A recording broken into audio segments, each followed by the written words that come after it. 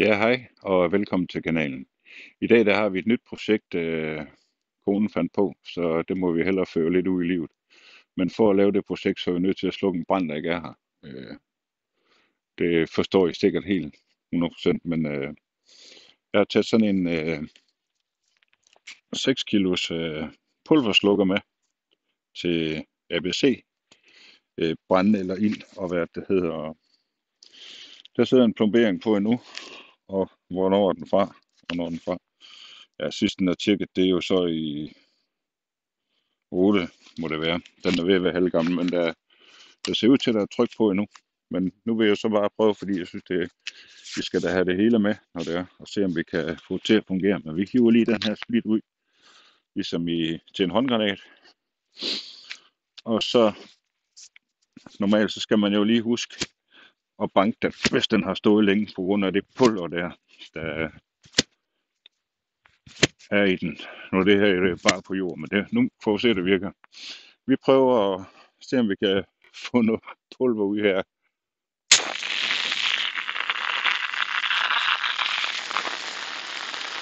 Så kan vi jo prøve at tage tid på, hvor lang tid det tager. Eller hvor lang tid I har til at slukke en ild.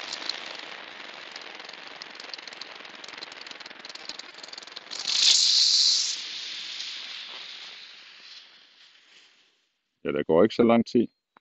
Så nu er der ikke mere krudt i den her. Og nu er marken jo så bare helt, eller engen her, den er helt hvid. Så julesne fik I også med her i december måned. Men jeg vil lige sætte jer om og så gå ind for, og så fortælle jer, hvad jeg vil bruge sådan en til. Nu vejer den i hvert fald ikke de 6 kilo mere. Så vi stiller om. Ja, så kom vi indenfor i varmen, eller hvad man kan sige. Herinde der er 12 grader, udenfor der var der nok 1,5 til 2 grader. Så det var derfor, jeg har handsker på. Men det er ikke så nødvendigt herinde, når der ikke er mere. Vi skal have skilt den her brandslukker af, for at vi kan køre videre med det her projekt, som konen har på beding. Det indebærer, at vi skal have skåret brandslukkeren op, men jeg har meget imod at gå og brænde sådan noget op. Men for at få den her slange eller snorkel af, så gør jeg det, at jeg tager en tang her, og så trækker jeg til sådan. Så bliver den løst. Så kunne vi få den her snorkel af. Så gør jeg det, at heroppe i mit skruestik, der lægger jeg lige en tæp over, fordi at den må gerne, selve brandslukkeren må gerne være så pæn som muligt, uden vi skal lave det. Så man kan se, at der er lidt rustpletter heroppe, men jeg er ikke sikker på, at det gør noget, men det ser vi. Men jeg lægger lige brandslukkeren herop og spænder den fast i skruestikket. Og manometeret viser jo helt nede i bunden, men det er jo fordi, vi har brugt det, der var i. Og der er stadigvæk sikkert nok lidt, men jeg tror lige, jeg prøver at rykke jer lidt tættere på, så I også kan se, hvad det er, jeg laver. Ja, så kom I lidt tættere på. Jeg har selvfølgelig tørt den her brandslukker lidt af derude, for den var der noget beskidt. Men for at få den her af, så kan man jo tage en tang og tage på, men noget af det mest smart, det er faktisk bare at tage på et af håndtagene, medmindre den sidder for meget fast. Hvis man slår her lige så stille og roligt,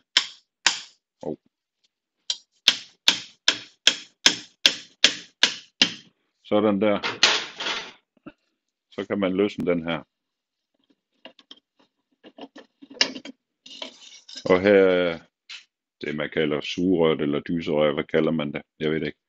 Men lad os se, om der er stadigvæk lidt i. Det er der nok også inde i. Men den skal vi have ud. Og det er fordi, at jeg vil ikke skære eller bruge i sådan noget, der er her. Men vi har jo den her bund her.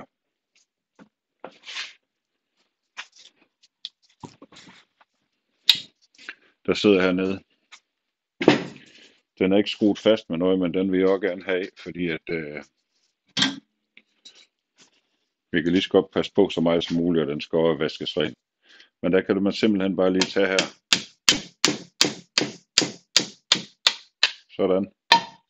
Sådan af. Og den ser jo sådan her ud. Jeg ved ikke, om I kunne se det. Men faktum er her, det er, at det, der er inden for striven her, det skal jeg skåre ud for at lave konens projekt. Og jeg skal lige have, jeg tror jeg bruger noget malertape eller sådan noget, så jeg kan regne ud, fordi at, nu har jeg valgt at bruge sådan en som den her. Jeg ved ikke, om den fungerer, for jeg tror faktisk, det er til træ. Men det kan godt være, det er til metal. Men for at få nogle pæne hjørner på, så kunne jeg bore ind her, og det samme i alle 4 hjørner, når jeg så har rundt en gang. Og så simpelthen skære med en vinkelsliver ned og få filt kanterne rene, så vi får det stykke ud, for det er det her projekt handler om. Jeg har, som sagt, jeg ved ikke, om I kan se det, men her, der er nogle små rustbuler her, og jeg ved ikke, om man kan se, om der er mere i den her. Lad os se. Og der er stadigvæk pulver i. Men det skal jeg lige have renset ud, så det tror jeg går op og tømmer ud i en skraldebøtte, og så skyller jeg lige det der inde i, for at være sikker på, at der ikke er noget derinde, inden jeg begynder at bruge hul og lave alt muligt andet på den. Men det vender vi da stærkt tilbage til. Så kommer vi her til, hvor vi skal til at lave huller. Jeg har lavet et enkelt lille hul, men jeg regnede mig frem til, at jeg fandt et bord, der passer bedre til, og det var til metal det her. Det passer bedre i bugning med den, der er der, men jeg kan ikke ramme den helt præcis. Men den her, den har jeg indstillet. Min dansemester her, eller den hedder, den er på 1,4. Og hvad det hedder, jeg har målt herovre fra, på den side der er på 1,4. Og så måler jeg også her på 1,4. Der. Og så tager jeg min kørner her og prøver at ramme, fordi det må jo også gerne være lige det, man laver, så man ikke skal stå og file for meget.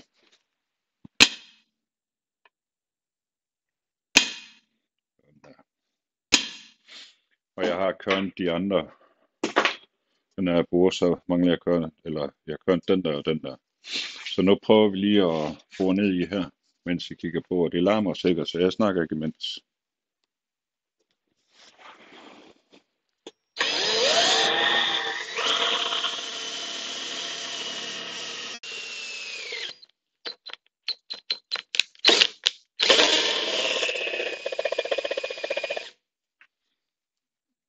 Det bliver det sådan.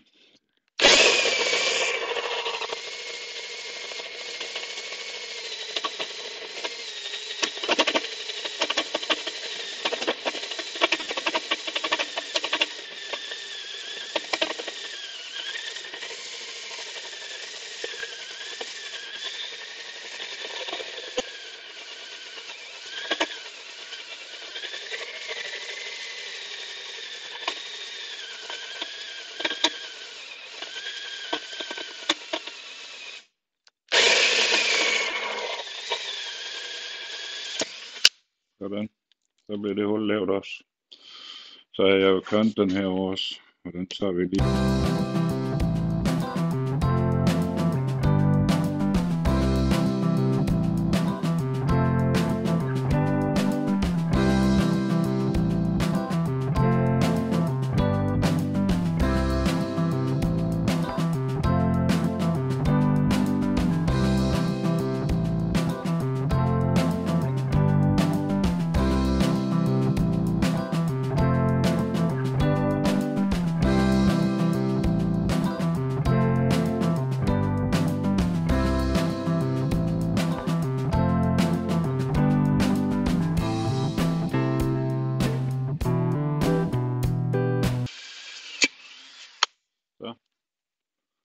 Så det sidste hul af den slags.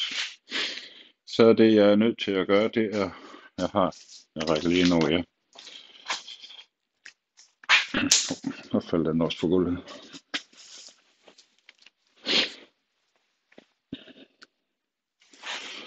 Der har jeg fundet mig en vinkel her, fordi min lineal, den er oppe i det andet. Men så prøver jeg at få de der huller til at matche her. Ja.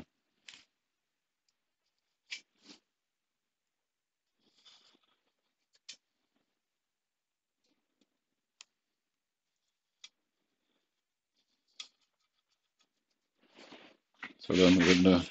Så kan vi lige dreje den anden her.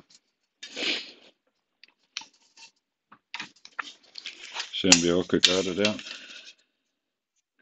Og det er jo fordi jeg skal have noget at skære efter, fordi det der frihånd der, det er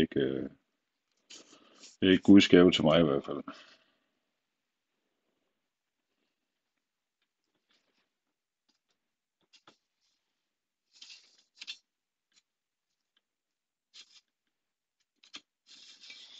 Sådan der. Så der skal jeg tage på ydersiden, tror jeg. Så må jeg jo bruge en tomstok her, eller hvad? Jeg kan... Ej, undskyld, centimetermål.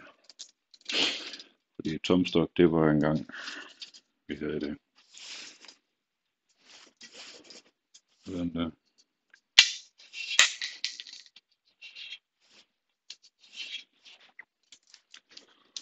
Og så tager vi lige den sidste herovre, hvis jeg kan komme til for den.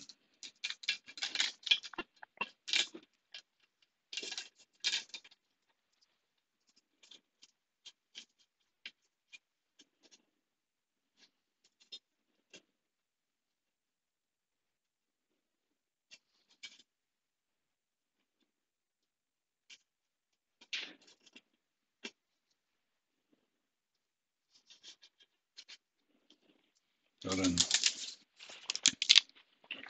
Så kan vi godt passe ved, at jeg skulle lige finde låg til den her tus igen. Det er jo for øvrigt en biting, jeg har investeret i. Fordi det er tit, når man har en tyk tus, så kan man, hvis man skal markere et hul, inden man har boret, så kan den her gå ind i. Jeg har jo også den her, men den er ikke præcis nok, synes jeg ikke. Jeg ved ikke, hvorfor min skruestik her, den er helt hen i hegnet. Men så vil jeg så prøve at se, om jeg kan skære så lige en linje på det der som muligt. Og der beholder jeg mine såkaldte briller på. Og det larmer jo nok, så der taler jeg så ikke igen. Men vi prøver at se, hvad vi kan gøre ved det. Here we go.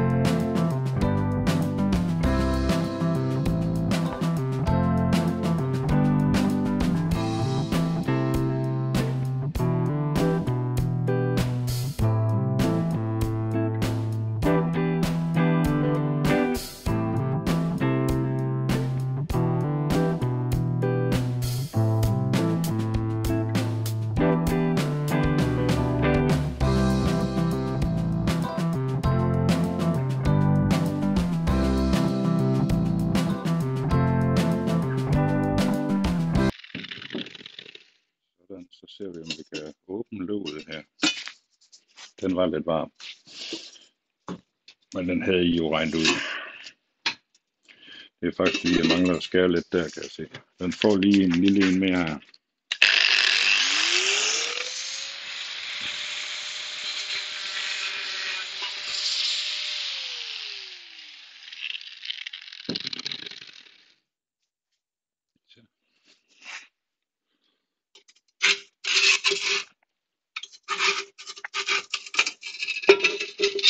Så har vi det her stykke ud. Så skulle vi gerne have fundet 4 små hjul herinde. 1, 2, 3 og 4. Sådan. Så skal jeg lige finde min klud. Jeg har brugt de før. Hvor gjorde jeg den? Ja, jeg har fundet mig en lille fil, og jeg vil lige have tørret noget af det her vand op, der er herinde i. Med sådan kan. Det kan godt være, det er et mislykket projekt, det her. Så nu må vi se, hvordan det bliver. Og jeg kan fortælle jer hvorfor. Det er fordi, der er en svejsning her på bagsiden, ligesom der er her. Den går ned. Og hvis den er for synlig indvendig, så er det ikke så godt. Men det er jo sådan en maskinesvejs til det. Man kan godt mærke den, men det kan godt være, at det ikke gør noget. Fordi tingene er jo, som de nu engang er. Men jeg kører videre her med min projektfil. Fordi at jeg skal have lavet nogle ordentlige kanter, så lige som muligt. Som jeg gerne vil have. Men jeg prøver bare at file lidt her.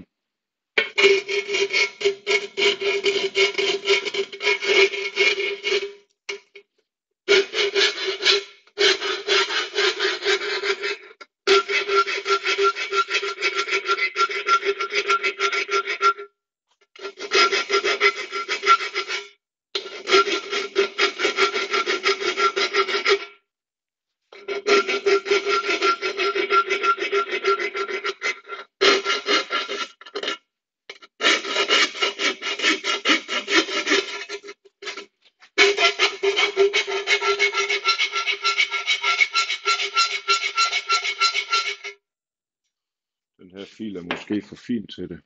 Jeg prøver at se, om jeg kan finde den.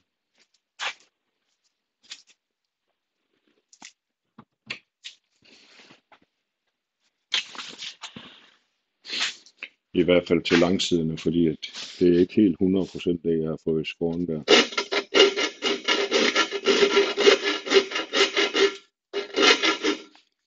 Så kan det være, at man kan rette op på fadæsen.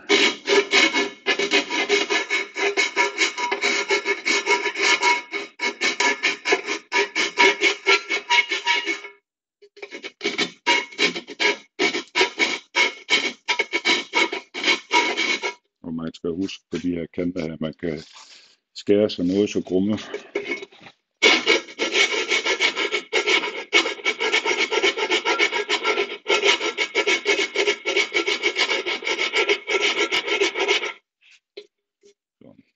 Jeg tror, jeg filer lidt, og så kan I komme tilbage og kigge, når jeg har filet lidt mere.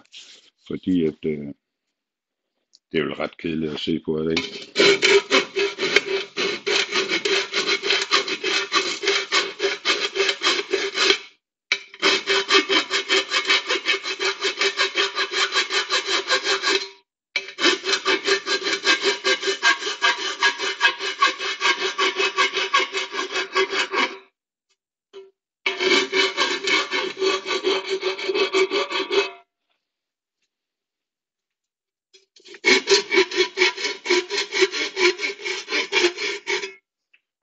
Jeg pauser jer, mens jeg filer, og så kommer I tilbage, når jeg mener det er godt. Sådan. Eller, ja, sådan, hvordan. Nå, sådan. Ja, så har vi fået filte kanter her, og den blødte på mig. Men sådan er det, når man ikke er forsigtig nok. Men så er planen så, at det skal male til, når jeg er lidt træt af den der svejsning der. Men det kan godt være, at det ikke gør noget. Jeg ved det ikke. Det må vi jo se. Ellers så må vi lave tingene om. Men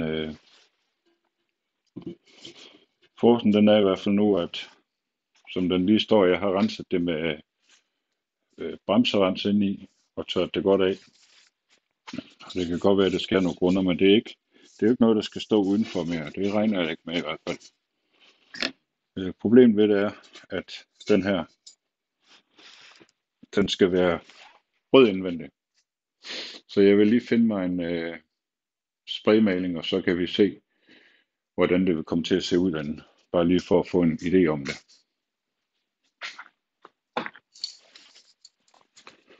Jeg ryster lige her. Vi bruger bare sådan en her.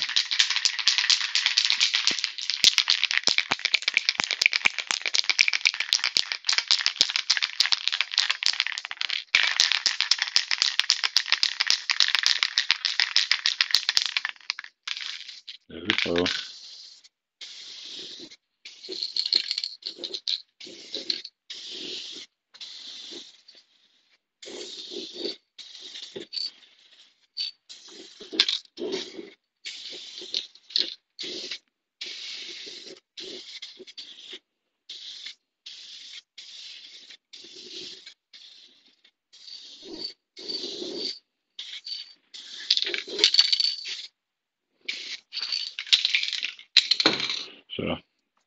Så kan det få lov at sidde og tørre lidt, og det regner med, at jeg giver nogle gange. Og så skal jeg have det her vasket af og slæven af udenpå. Men min plan er at prøve at se, om jeg kan finde et stykke plexiglas, jeg kan sætte på indersiden, til når den er færdig. Men det er sådan nogle ting, der kommer hen ad vejen. Så nu er det ikke kun, nu bløder jeg ikke kun, nu har jeg også maling på fingeren. Men det var projektet indtil videre, og så må vi jo se, hvordan det udarter sig bagefter. Ja, så vender vi lige tilbage en dag eller to senere, når jeg har fået den sprøjtemalet her indvendigt så godt jeg kunne. Det er ikke meget, I kan se på grund af lyset, men sådan kom det til at se ud. Og svejsningen herinde, den er ikke så syg, men det er fordi, jeg skal have et mærke til at sidde her. Men næste projekt er, at jeg vil gerne have noget lys ind i. Men den her, jeg har fra sådan en lampe, sådan flammelampe, eller hvad man kalder det. Den er lige høj nok til mig, til det jeg gerne vil lave. Så jeg kunne godt tænke mig at få den lidt længere ned, og det er den eneste mulighed, jeg har for at gøre det lige. Det er, at jeg borer nogle huller hernede i. Og grunden til, at jeg vil bore de der huller, det er fordi, den her bund her, den kommer jo på, sådan cirka derop til. Så der er lidt slup her.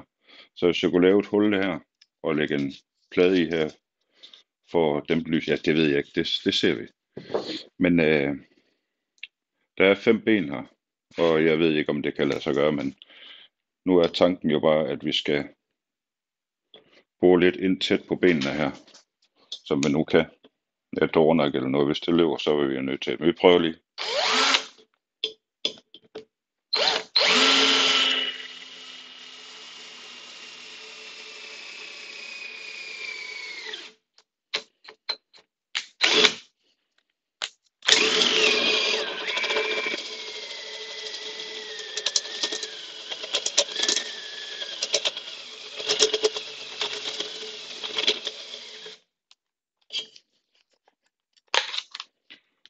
Tom batteri. Ja, så må vi have et nyt batteri, eller frisk batteri, forhåbentlig. Ja, der er fuld drøn på. Men det er nok fordi, der ikke er særlig meget varme hernede. De er ikke så funktionelle.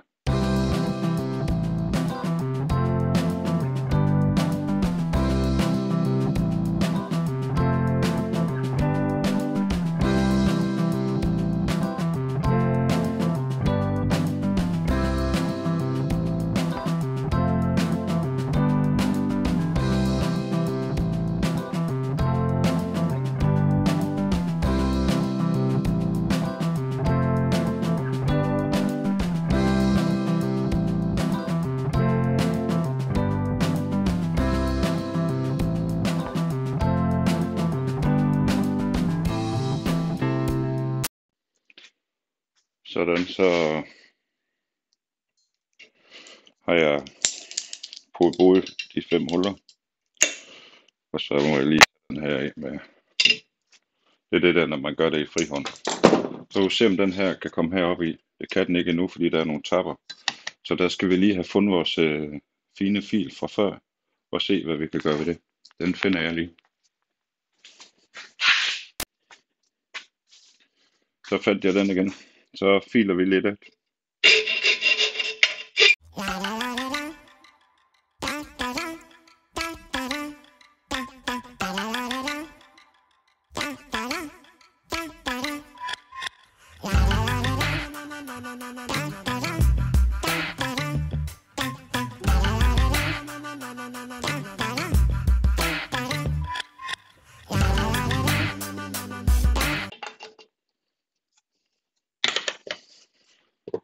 prøve at se, hvad vi kan finde og slive med i stedet for.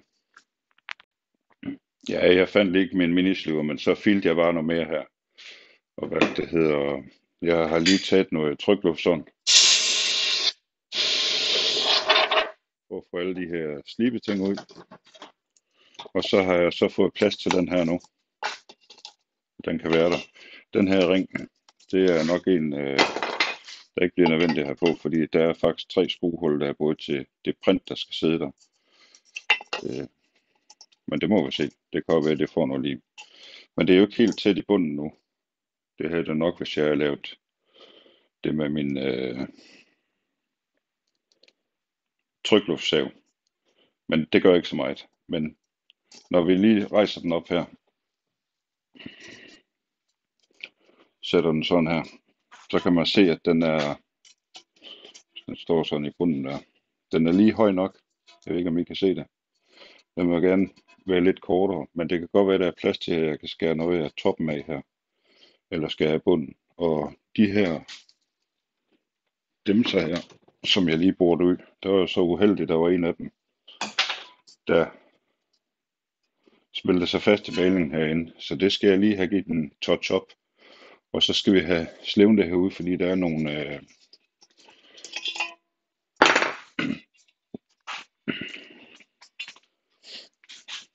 nogle steder, den har fået noget slag. Der blandt andet, der. Det kan også være rust. Der er også lidt rust der, men jeg er ikke for meget for at slive for meget i den. Hvis jeg kan slippe for det, men det er næste projekt at få det slevnet af. Men til det der skal jeg så lige have dækket noget tape af i bunden, så vi ikke får slivstøen i toppen og her på indersiden. Og det kan jeg lige vise, hvordan jeg gør. Jeg finder lige mit tape. Ja, så fandt jeg mit Provo-tape her, men det kan være, at jeg lige skal dreje den lidt. Noget Tesa-bånd her, og hvad det hedder. Det kan godt være, at vi får lidt afsats af noget skittebøj, når man bruger sådan her. Som ikke kan det ene eller andet. Okay. Så. Vi kan starte med at finde enden på det. Jeg tror, den var her.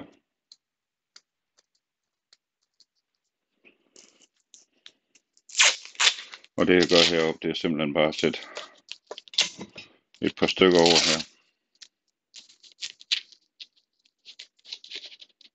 Og det kan jo godt være, at man bare skulle øjeblik. Vi sætter dem indvendigt, fordi vi kan jo få hånden herind nu.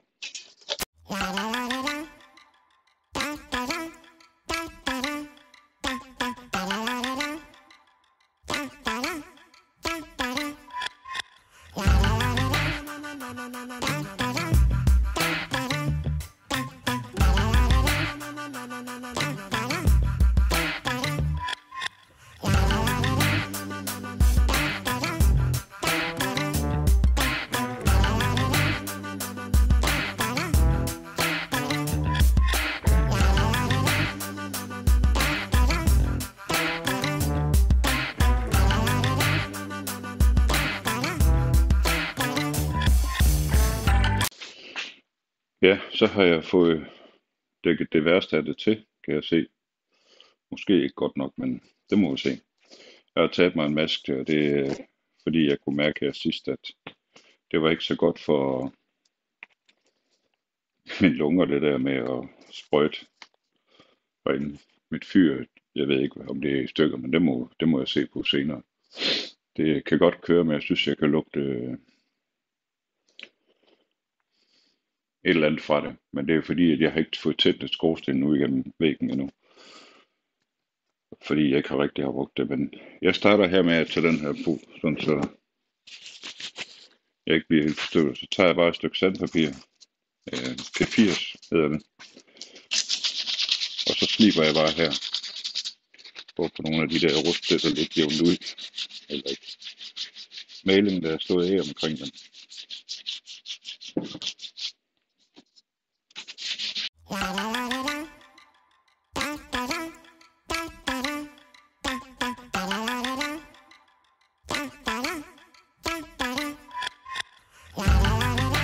Na na na na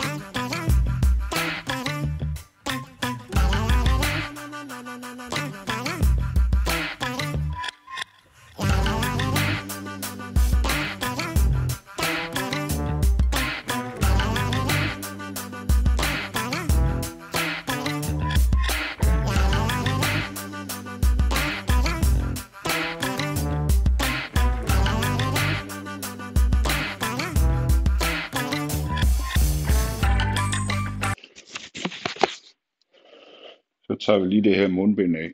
Så har jeg herhenne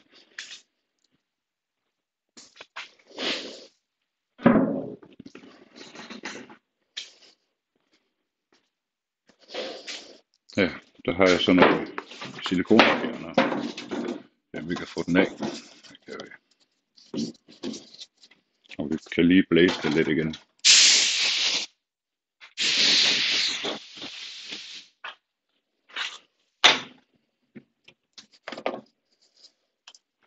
Så har vi lige kluden af overfra. Vi skal vist lige have snittet et lille stykke til.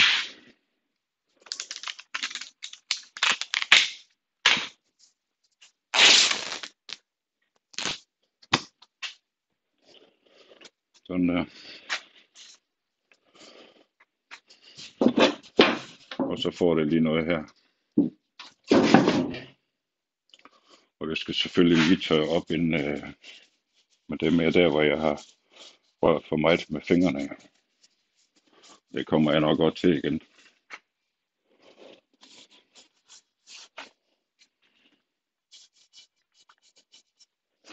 Vi kan lige tage mit stativ her, som jeg skal bruge alligevel.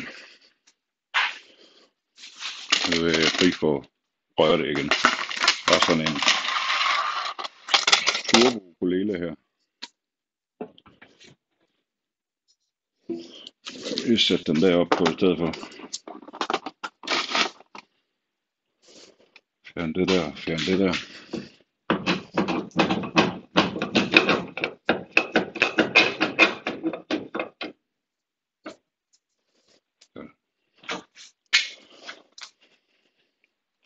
Så man kan godt se, at det tager noget af det røde der. Får lige noget mere. Og der kan I se de mærker, jeg sløv på her. Oppe i toppen.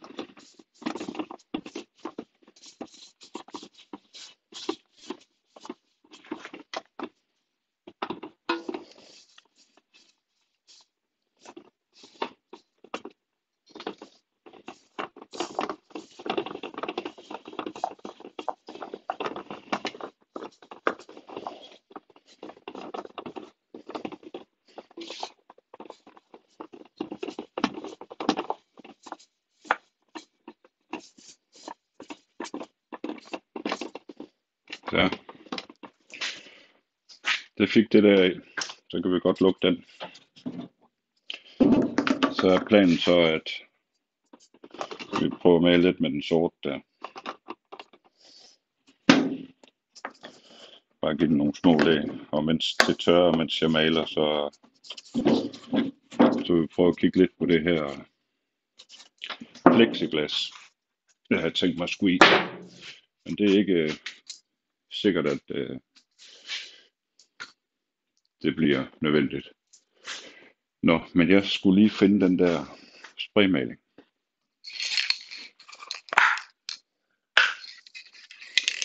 Og som sagt, så er det en blank sort. Jeg havde mat sort, og den her, den er købt i Hjem og Fix, tror jeg. Og så er det gerne for, at vi prøver lige at ryste her og male.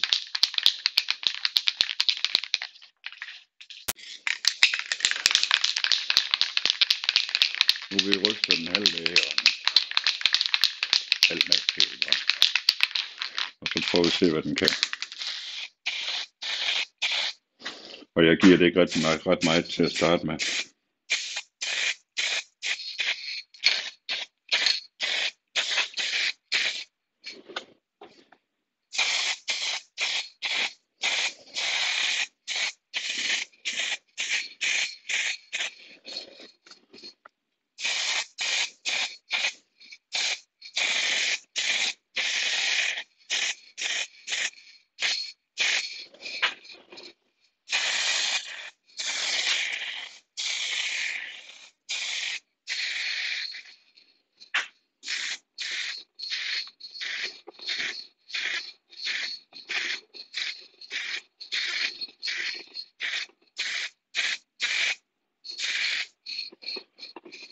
Og det gør jeg, fordi at jeg helst ikke have det løber.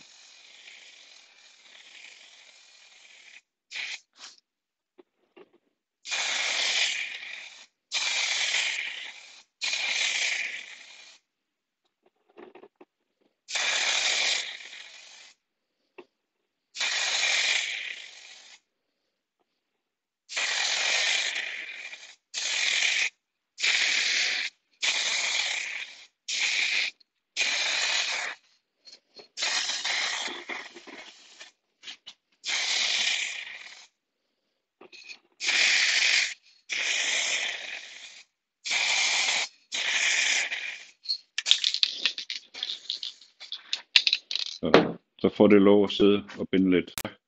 Så kører vi lige lidt videre med noget mere paint her.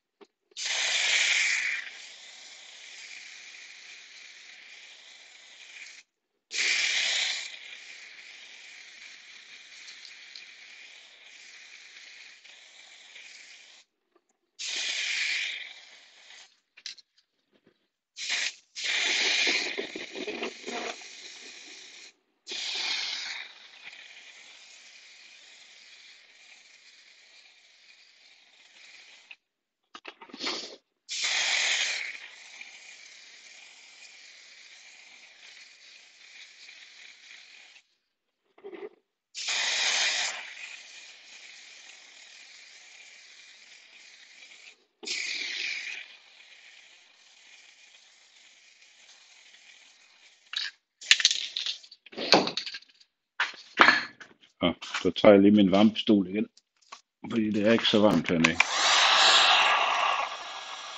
Så får den bare lidt sådan, så det kan dampe af. Så jeg ikke have for mange løver. Men jeg bliver lidt overgivet her, kan jeg se.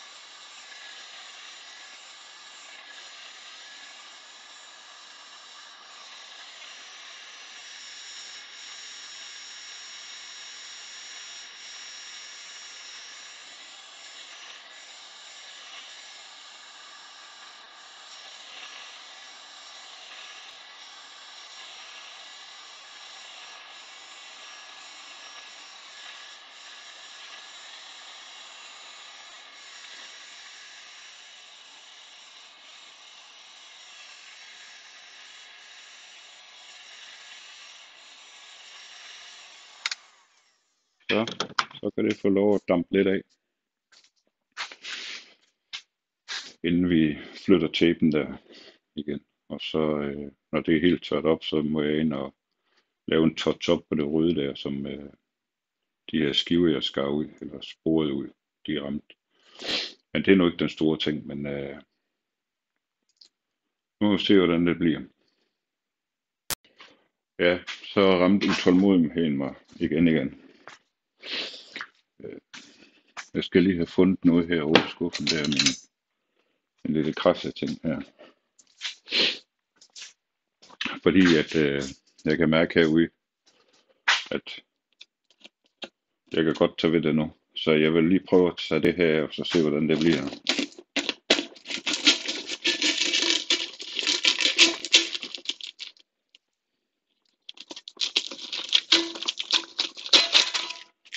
Sådan der. Det bliver lidt som man gerne vil have det. Jeg ved ikke, om I kan se det. Jeg kan lige prøve at finde min lampe. Ja. Sådan der kommer det til at se ud. Så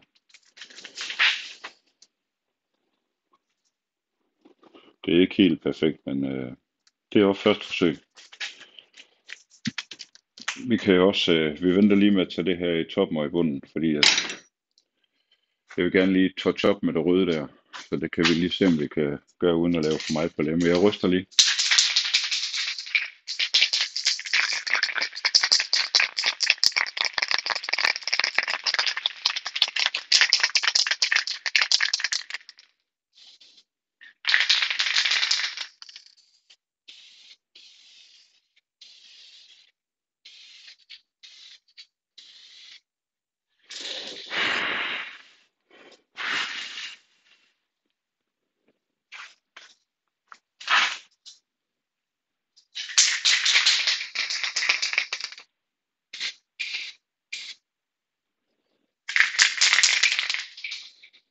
Så kan det få lov lige at tørre lidt.